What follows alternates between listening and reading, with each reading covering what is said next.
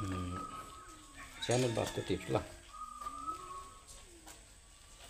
सुन्ने इच्छा छ भने सुन्नु, नसुन्ने इच्छा छ भनेदेखि स्किप गरिदिनु सक्नुहुन्छ। के भन्नु खोजेको भन्दाखेरि उत्तरमुखी भूखण्ड जसको पनि उत्तरमुखी घर छ नि, उत्तरमुखी घर होस्, त्यो घरको दक्षिण र पश्चिमपट्टि उँचा होस्, पूरब र उत्तरपट्टि चाहिँ अलिक नीचा होस्, ढलान होस्।